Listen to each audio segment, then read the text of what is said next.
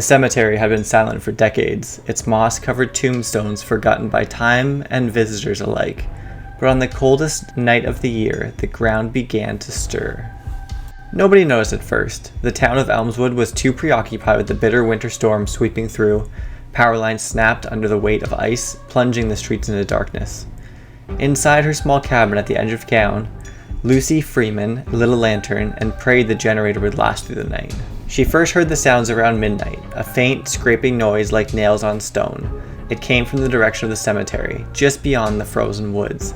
Lucy dismissed it as the wind rattling the trees, but the sound grew louder, more deliberate. By 1 a.m., she couldn't ignore it anymore. Grabbing her flashlight and her father's old hunting rifle, she ventured outside. The cold stung her cheeks as she trudged through the snow, each step crunching loudly in the eerie silence. The beam of her flashlight cut through the darkness, illuminating the rusting gates of the cemetery.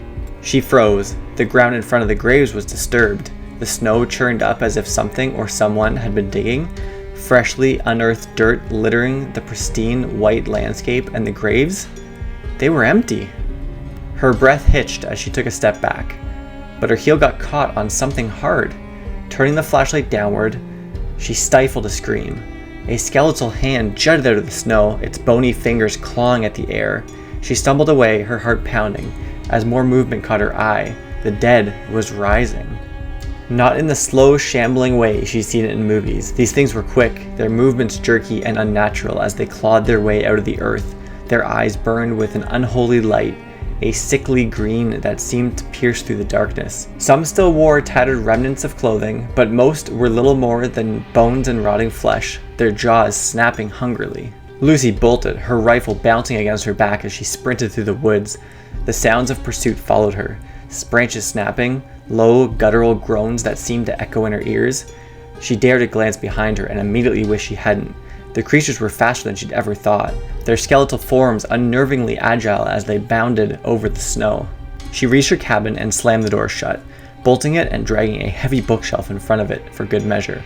Her breaths came in ragged gasps as she fumbled for her phone, only to find it dead. The generator sputtered in the corner, its feeble hum the only sound in the room. Then came the scratching. Fingernails raked against the wood of the door. Slow and deliberate, Lucy gripped the rifle, her hands trembling. The whisper started soon after and seemed to seep through the walls, growing louder with each passing second. Lucy. She froze. The voice was unmistakable. It belonged to her brother, Jack, who had died 3 years ago. It's cold out here. Lucy, let me in. Tears filled her eyes as she shook her head, pressing her hands over her ears to block out the sound. The whispers turned to pounding, the creatures outside throwing themselves against the door, the woods splintering, and she knew it wouldn't hold for long. The last thing Lucy saw before the door gave way was a green, glowing pair of eyes staring back at her through the crack. And then the dead were inside.